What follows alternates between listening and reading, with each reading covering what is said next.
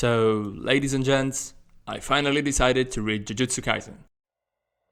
Hi guys, welcome back to the channel. This is Andrew, and today we're talking about one of the most hyped things in the anime world at the moment. About Jujutsu Kaisen. You know, I have a conflictual relationship with Shonen Jump manga. I've read a lot of them, and let's say it. Shonen Jump is definitely not the best for a mangaka who wants to write a story that has a beginning, a proper development, finale and ending. And while some of them still get the praise they deserve for their unique ideas and messages, there are a lot of very commonly repetitive manga on Shonen Jump. Publishing 4 chapters a month and having to be consistently pumping out hyping content because otherwise you'll immediately fall off the ladder and be forgotten by the readers is stressful for an author with ideas that require time for their development. Think about it. All Shonen Jump manga you read start with a 50-page chapter that has to immediately hook you up by bringing you into the middle of the action in the span of a few panels, so that it will be appreciated by the readers, who might become fans of it, vote for it week after week to give it a place on the magazine. If you don't succeed quite like immediately and rise in popularity, you're literally Your manga won't be lasting more than a few months, maybe even a few weeks if the editor decides so. While normally a book, even a bestseller, starts slowly to introduce you step by step to characters, settings and so on, SJ manga need to start ex abrupto. And that applies to pretty much all modern Jump manga. At least now they're not forced to go on for 70 volumes just cause they're still on top in popularity. Think about Demon Slayer for example. By the way, this very long introduction was just to say that I generally have low trust of what Shonen Jump will do with its manga. But of course, since I read a lot, and I always have to keep myself entertained, from time to time I also read something from Shonen Jump, since, let's admit it, we pretty much all started there, whether it's with Dragon Ball, Naruto, One Piece, Bleach, My Hero Academia, Chainsaw Man, or even Jujutsu Kaisen itself. By the way, before you all attack me for the things I just said here in the comments, I've grown with Dragon Ball. I'm reading One Piece currently and I'm in love with it. I'm caught up on reading both Boku no Hero and Chainsaw Man, and I literally love the last one, and I'm currently reading Dandadan and having a blast with it.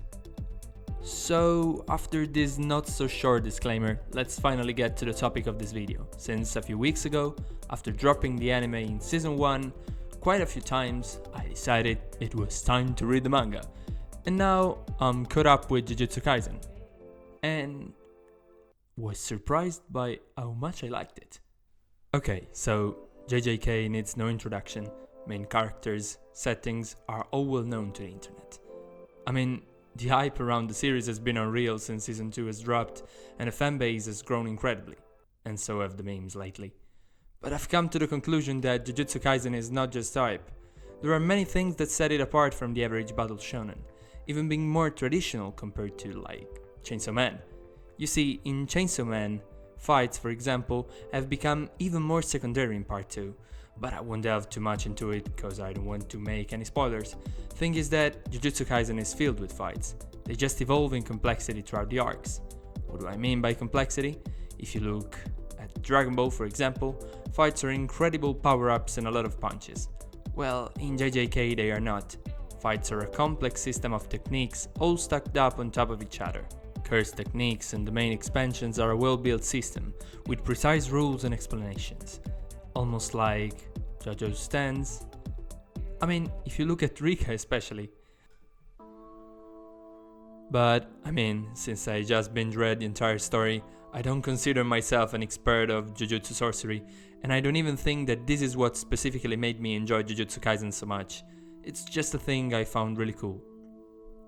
The thing that really sold me Jujutsu Kaisen is its characters. You see, in most shonen manga, the author introduces a lot of them, just to shift the focus later on just a few, or maybe only on the protagonist. On the other end, in Jujutsu Kaisen, sometimes you even forget that Yuji is the main character, and I'm not saying it in a bad way. You see, Yuta, Gojo, Megumi, just to name a few, have a lot of screen time, a lot of development, a lot of space in general. And the story is not so centered on its main character most of the times. During the Culling games, Yuji is totally absent for ages, and Yuji is not even that strong as a sorcerer himself. Even though he's inhumanly physically gifted, he's not the special one. I think I'm a special one. He's not the honored one, like Gojo. You see, at the same time, Yuji is Sukuna's vessel, so he's not properly common, but he's not that strong himself. He doesn't have an innate curse technique like many others. He doesn't know how to control cursed energy in the first place. He's a sorcerer, but apparently he's just one sorcerer amongst the others. His only real superpower, apart from his fists, is his drive. Yuji wants to be a hero. He wants to dedicate his life to saving people, but he's consistently punished for being so human. The world around him keeps on telling him that the only ones who are really in charge are the most inhuman.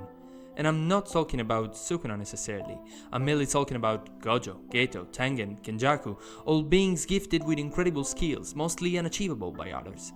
They think highly of themselves and most of the times they don't care about the weak at all. They might even think that they just need to be exterminated. And the stronger they get, the more they yearn for power. That's how Jujutsu Kaisen's world works, and it's not that far off from our own. Gojo believes to be something like a god amongst men. It's even said that the balance of the world shifted in the moment he was born. We as humans are very arrogant beings. What do you think would happen if everybody around you always told you that you are the strongest?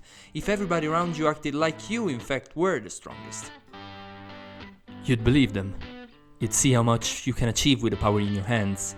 You'd be all puffed up. Turns out that, actually, there is always someone stronger. And apart from all memes, that's precisely why Gojo loses to Sukuna. He is strong, one of the strongest in history. But Sukuna is even stronger than him. And that's basically it. Everybody born with a huge talent will think they're on top of the world, until somebody else shows them they're not. On the other hand, Yuji is not the chosen one, but is willing to learn, to get better, and luckily is a pretty fast learner. As you can see when Toro teaches him how to make cursed energy flow through his body. And Yuji is prone, maybe even too much sometimes, almost like a victim, to put the blame on himself. And while he exaggerates sometimes, think about what he says when he's inside of Iguruma's domain, he's seen people die or get hurt because of his weakness. By the way, I loved Iguruma's section of the Culling Games, and him as a character in general. Maybe also cause I'm currently studying low, I don't know. Anyways, as I was saying, Yuji wants to become stronger, but not to be on top of the world, just to be able to prevent himself from hurting others, to be able to protect them. And even though it might seem a bit idealistic, it's probably way deeper than you think. Yuji acknowledges his mistakes, recognizes his weakness, and wants to be stronger in the pursuit of a noble purpose.